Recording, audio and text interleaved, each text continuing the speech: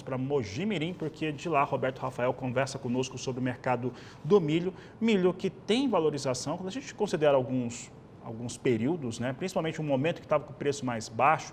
Então, inclusive recentemente, acho que na última semana o CPEA mostrava ali uma valorização para o cereal neste acumulado, mas mostrando até um fortalecimento de preços do milho em um momento que a exportação é mais baixa, em que claro que Estados Unidos vende muito mais milho, né, onde está colhendo, onde tem um grande volume, mas quem explica essa história para nós é o Roberto Rafael, que participa conosco, analisa o mercado agora com a gente ao vivo.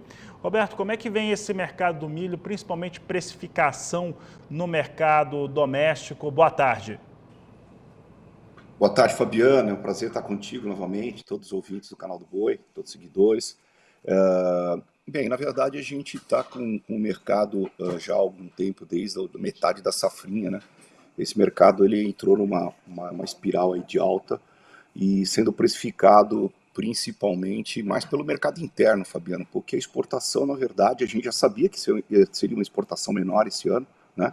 Até porque os excedentes da safra brasileira foram menores, mas a gente teve aí, na verdade, um mercado interno bem ativo, principalmente o setor de etanol, que também nós esperávamos um crescimento. Esse setor vem crescendo aí 2 dígitos, já faz anos e vai continuar crescendo 2 dígitos, né?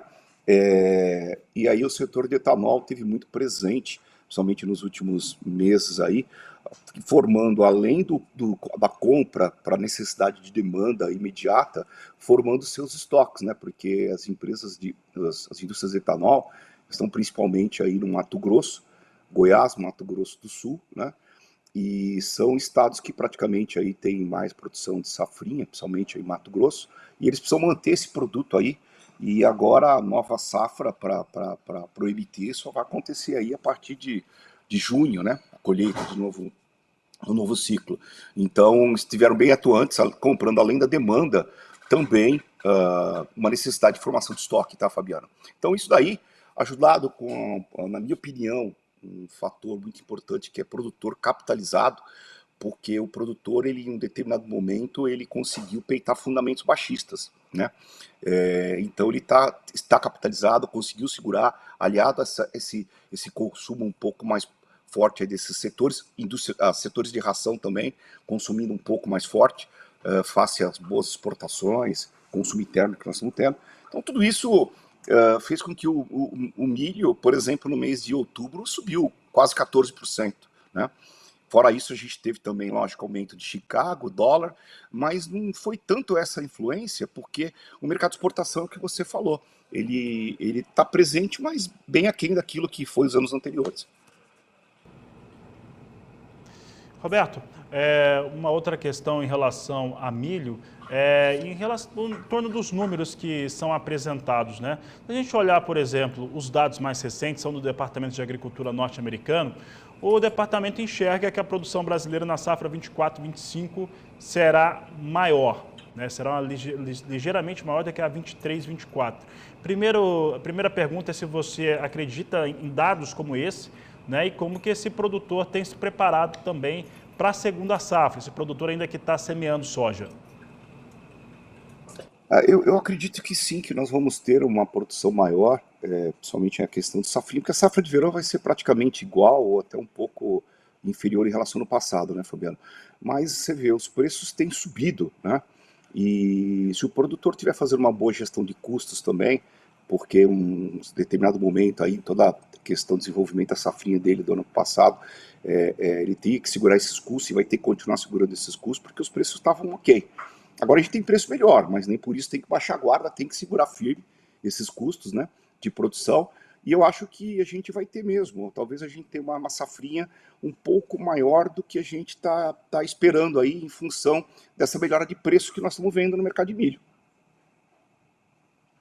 Roberto, um outro fator que a gente, quando pensa em mercado interno, e principalmente nos estados que são produtores de etanol com base de milho. Aí eu cito principalmente Mato Grosso, Goiás e Mato Grosso do Sul, que tem uma boa produção e está ampliando ainda essas usinas.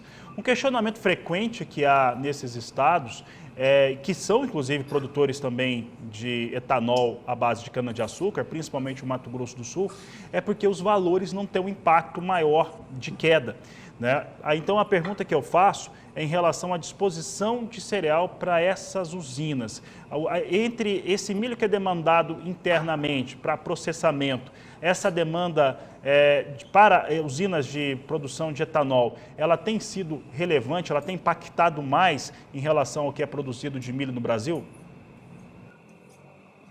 Ela tem, ao longo dos anos, Fabiano, vem, como eu disse agora há pouco, o consumo de milho para esse setor de etanol vem crescendo há anos aí, talvez 7, 8 anos, que são dois dígitos. Então, a gente até falou isso, acho que também nas outras entrevistas, que o etanol, esse ano aqui, termina com essa safra, termina com um consumo de 17 milhões e meio de toneladas, né, de milho, e para o ano que vem está se esperando 19 milhões e meio. Então, de novo, vai crescer dois dígitos. Então, são 2 milhões de toneladas a mais. É o setor que mais cresce. É o setor que está fazendo diferença.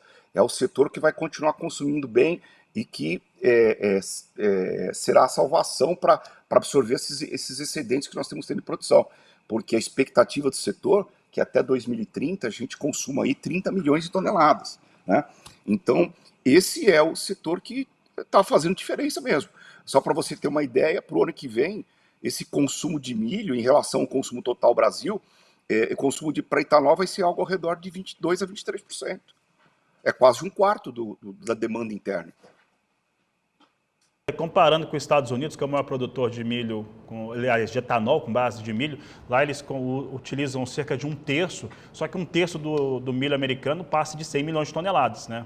Aqui no Brasil tem um quarto, está quase um quarto, chegando aí, devemos chegar a 30 milhões. A gente caminha para ter uma participação, aí falando da litragem de etanol aqui no Brasil, tão expressiva, quanto é de cana-de-açúcar, ou até mesmo em termos de porcentagem de uso, a gente conseguir ver uma elevação que faça frente à produção de etanol de milho como os norte-americanos? Olha, eu acho que a gente tem a crescer, né? Como a gente está falando desses 30 milhões, lá em 2030, provavelmente, sei lá, vai estar representando quase um terço do nosso consumo. Me parece ser um setor que tem margens boas, né, Fabiano? Eu não sei assim identificar claramente, analisando os dois tipos de etanol produzidos, o de cana e o de milho, quais são os seus custos de produção, mas o que a gente tem visto é que tem sido realmente um diferencial, porque na verdade esses excedentes que nós estamos tendo, principalmente nas regiões de fronteiras, estavam com preço interessante, e aí chegou o setor de etanol e está consumindo bem. E eu acho que as perspectivas são boas. Eu acredito que ainda vai continuar. Certamente a participação de etanol de milho também vem crescendo entre o que é produzido de etanol no Brasil, considerando cana-de-açúcar e milho, e ela vai continuar ainda crescendo. A proporção ainda vai continuar crescendo porque as expectativas são boas. Existem muitos projetos, agora a gente tem projetos até na Bahia que devem sair aí em breve, né? Então, quer dizer, eu acho que é algo que está sendo interessante porque pega justamente em regiões que estão um pouco mais distantes dos centros de consumo e dos portos, né? E que tem um preço de milho convidativo para esse setor. Muito bem, Roberto. Para encerrarmos aqui a nossa entrevista, eu vou fazer um questionamento, até porque no bloco anterior a gente falou sobre soja, depois falou sobre pecuária de corte, e quando fala de pecuária de corte, fala de confinamento, né? E nós temos hoje, nesse ano de 2024, um confinamento que voltou a ser lucrativo, né? Rentabilizar, e a expectativa para o próximo ano é que os elementos que compõem custo de produção aumentem. Boi magro, já está em alta, o gado magro, e também aquilo que se utiliza para manter esses animais encocheirados, eles engordando dentro do sistema. Milho é um dos fatores que acabam trazendo essa soma ali no custo de produção.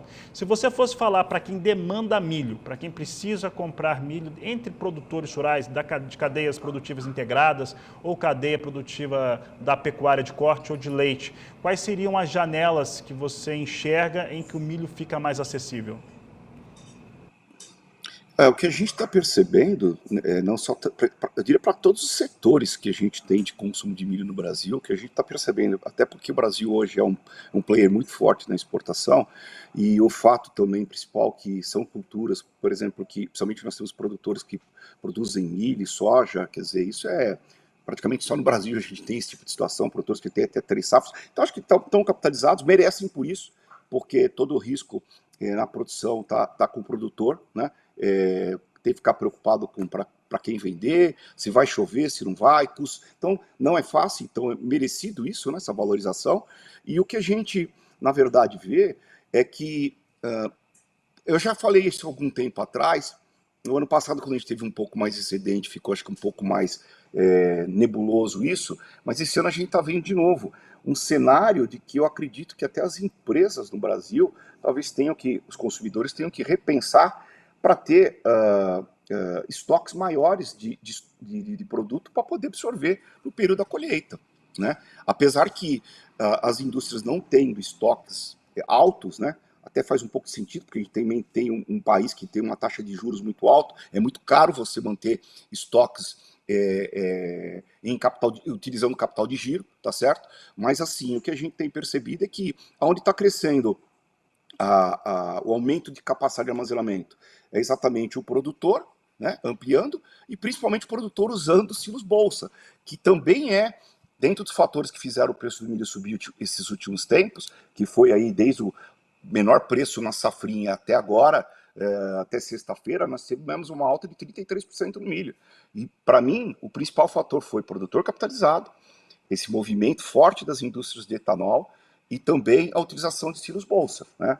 Então, tudo isso ajudou a ter essa alta no preço do milho. Então, está cada vez mais mostrando que nós temos, sendo um país que com os excedentes nós exportamos, eu acho que para esses setores de confinamento e tal, acho que vai ser cada vez mais importante ter uma capacidade maior de armazenamento para poder comprar o milho se eventualmente ele na colheita estiver com preços melhores. Em tese, sim, normalmente é onde você tem mais oferta. Então, safrinha de milho aí, a gente falaria entre maio até julho, e a safra de verão entre fevereiro até abril.